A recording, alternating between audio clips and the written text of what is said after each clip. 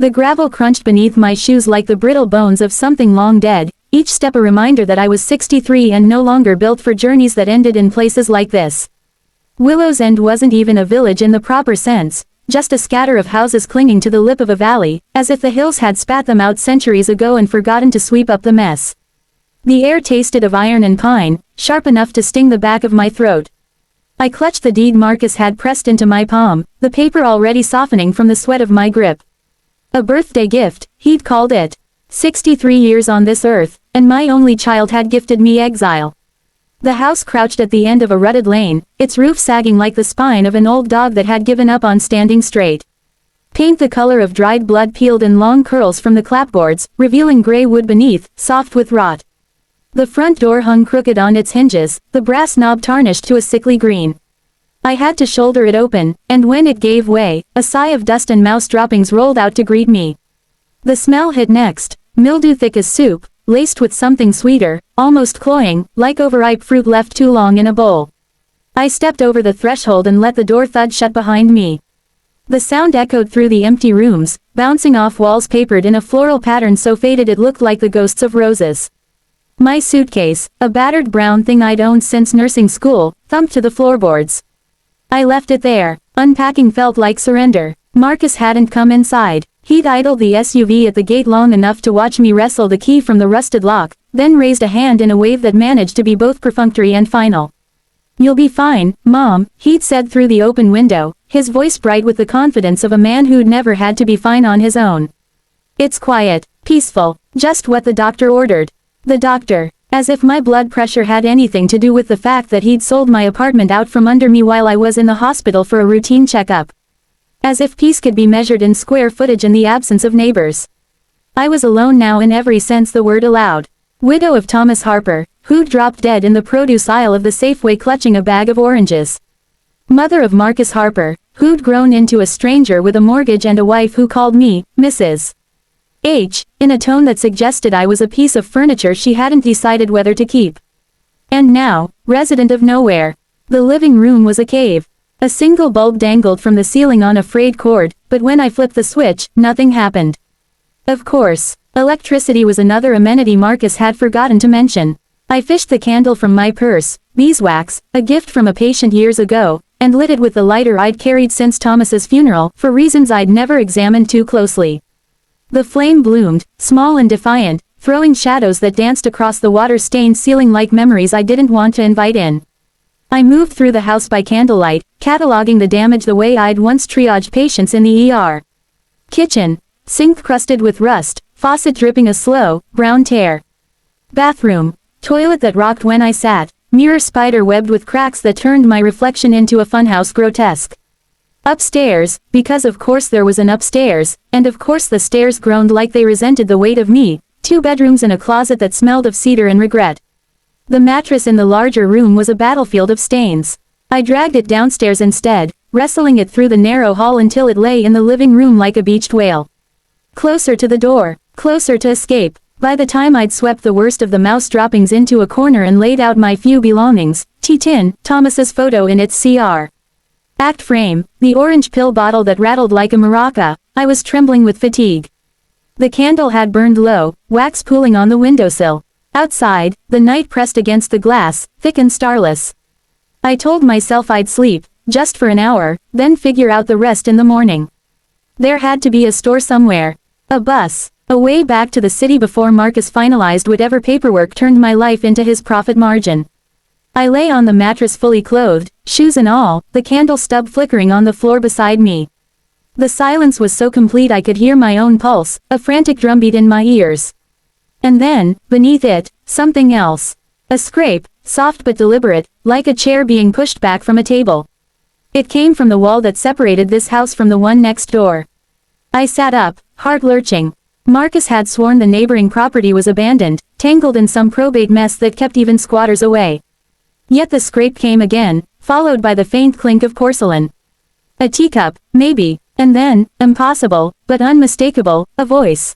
Humming. The tune was old, a hymn my mother used to sing while kneading bread, her hands dusted white with flour. Nearer, my God, to thee. The notes drifted through the wall as if the plaster were lace, not solid at all. I pressed my palms to my ears, but the sound only grew clearer, wrapping around me like a shawl. The candle flame bowed, though there was no draft. The air shifted, carrying the scent of wood smoke and something herbal, rosemary, maybe, or thyme. The humming stopped. A pause, long enough for me to wonder if I'd imagined it. Then the voice again, low and warm, speaking my name as if it were a secret we'd shared since childhood. Evelyn, is that you? I scrambled to my knees, the mattress springs protesting. My mouth went dry. I hadn't told anyone I was coming here. Not Marcus, not the realtor, not even the nurse who'd taken my blood pressure the week before. And yet the voice knew me. Knew the name I'd kept on my nursing license long after marriage tried to erase it. Who's there? My own voice cracked, thin as the candle's flame. A soft laugh, the kind that started in the belly and bubbled up like spring water. Still suspicious of kindness, I see. Some things never change. The floorboards on the other side of the wall creaked, a slow, deliberate rhythm. Someone was moving closer. I could hear the faint rustle of fabric, the clink of a spoon against china. And then, impossibly close, as if the wall had dissolved entirely, come to the window, love. The one facing the orchard. I've been waiting. Love. The word hit me like a slap and a caress all at once. No one had called me that since Thomas, and even he had stopped in the last years, when exhaustion and routine had sanded the edges off our marriage. I stumbled to my feet, the candle trembling in my fist. The window was filthy, years of grime turning the glass opaque. I wiped a circle with the sleeve of my cardigan, smearing more than clearing, but it was enough. Moonlight spilled through the gap, silver and cold, illuminating the overgrown path that separated my ruin from the house next door. The neighboring structure was no less dilapidated, roof patched with mismatched tin, chimney leaning like a drunk, but a warm glow flickered in one window, steady and inviting. And there, framed in the doorway, stood a figure. Tall, silver-haired, wrapped in a shawl the color of storm clouds, the fringe brushing her knees. She raised a hand, palm open in greeting, and even in the dim light, I knew her. The slope of her shoulders. The way she tilted her head when she smiled, crooked and conspiratorial. The small scar above her left eyebrow, a souvenir from the summer we were 12 and tried to build a treehouse with nails stolen from her father's shed. Lillian Grant, who'd vanished the night we turned 18, leaving a note on my pillow that said only, I have to go W. Here they can't find me. Lillian, who'd been my shadow and my mirror, the one person who'd known every secret I'd ever buried. I'd mourned her like a sister, then locked the grief away when life demanded I keep moving. Nursing school, marriage, motherhood, the slow erosion of everything soft. She was supposed to be dead. Or married to some diplomat in Europe. Or lost to the kind of wanderlust that didn't send postcards. Not here, not 20 feet away, smiling like no time had passed at all. I pressed my forehead to the cool glass, my breath fogging the pain. Lil, her laugh carried across the distance, bright as bells. In the flesh, Evie. Though there's a bit more of it now, and it creaks in the mornings. She stepped forward, the moonlight catching the silver in her hair, turning it to mercury. Come outside. The air's better, and I've got tea. Real tea, not that sawdust you city folk drink. I should have been afraid. Should have barricaded the door and called the police, or whatever passed for police in a place like this. But my feet were moving before my brain caught up, carrying me through the living room, past the suitcase I still hadn't unpacked, out the front door and into the night. The grass was damp with dew, soaking through my shoes, but I barely felt it. The space between our houses felt both endless and instantaneous, like stepping through a door I'd forgotten existed. Lillian met me halfway, her arms open. She smelled of wood smoke and lavender, the same as always. When she hugged me, it was fierce, the kind of embrace that rearranged bones. I buried my face in her shoulder and felt the years collapse, 50 years of grief and routine and the slow, steady ache of missing her, until there was only the warmth of her and the steady beat of her heart against mine. When she pulled back, her hands framed my face, thumbs brushing the tears I hadn't realized were falling. Look at you, she murmured. Still beautiful, still stubborn as hell. You're supposed to be, I couldn't finish the sentence. Dead, gone, a ghost story I told myself on nights when the apartment felt too empty.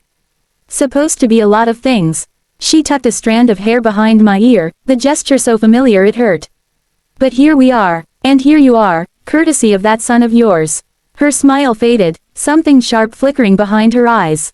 He left you here like a stray cat he didn't want to feed anymore. I flinched. He said it was temporary. Just until he sells your life out from under you. She said it gently, but the words cut all the same. I've been watching, Evie. Since the day his car turned down the lane. I knew it was you the second I saw the way you held your shoulders, like you were bracing for a blow that never quite landed. I looked past her to the house next door. The glow in the window was steady now, a lantern maybe, or a fire. You live there, for now. She linked her arm through mine, steering me toward her door. Come inside. You're shaking, and I won't have you catching your death on my account. We've got catching up to do, and I make a mean chamomile. The interior of her house was a revelation. Where mine was decay, hers was deliberate ruin, walls stripped to the studs in places, exposing brick warmed by the fire crackling in the hearth. Books stacked in leaning towers, their spines cracked and beloved. A kettle whistled on a hot plate, the only modern concession in a room that felt like stepping back in time. She pressed a mug into my hands, the ceramic warm against my palms, and I drank without thinking. The tea was perfect, honey and lemon, a hint of something sharper underneath. We sat on a threadbare sofa, knees touching. The silence between us was comfortable, the kind that only exists between people who've shared too much to need words. But eventually, I found my voice. How? I asked. How are you here, after all this time? Lillian stared into the fire, the flames painting gold across our face. That's a long story, and not all of it mine to tell. But the short version, I ran from the expectations, the plans everyone else had for me. From the boy who thought he owned me because he'd kissed me behind the bleachers. I thought I'd come back eventually. Explain. But days turned into weeks, and weeks into years, and by the time I realized how much I'd lost, she shrugged, the movement small. You were married, had a baby on the way. I didn't want to be the ghost that haunted your happiness. I set the mug down, my hands steadier now. You wouldn't have been, maybe not, but I was young and stupid and convinced I was doing the noble thing. She turned to me, eyes bright. I kept tabs, though. Nursing magazines, the hospital newsletter, saw your name in print more times than I can count. Proud doesn't begin to cover it. I swallowed hard. Marcus doesn't know about you. Good. Her tone was flint, because what he did, dumping you here like trash, he doesn't get to know the parts of you that matter. Not yet. I looked around the room, taking in the details I'd missed in the haze of shock. A stack of letters tied with twine. A photograph on the mantel, two girls in pigtails, arms slung around each other, grinning at the camera. Us. The glass was cracked, but the image was clear. You kept that, always. She followed my gaze. Proof that once upon a time, we were unstoppable. The fire popped, sending a shower of sparks up the chimney. Outside, an owl called, the sound lonely and ancient. I felt the weight of the day settling into my bones, but for the first time since Marcus's car disappeared down the lane, I wasn't afraid. What happens now? I asked. Lillian leaned back, stretching her legs toward the warmth. Now, you sleep. Tomorrow, we figure out how to make this place livable. And then, her smile turned sharp, almost feral. Then we decide what to do about your son. Because Evie, darling, he just handed you the one thing he can't take back. What's that? She raised her mug in a mock toast. Time, and a friend who's been waiting 45 years to have your back.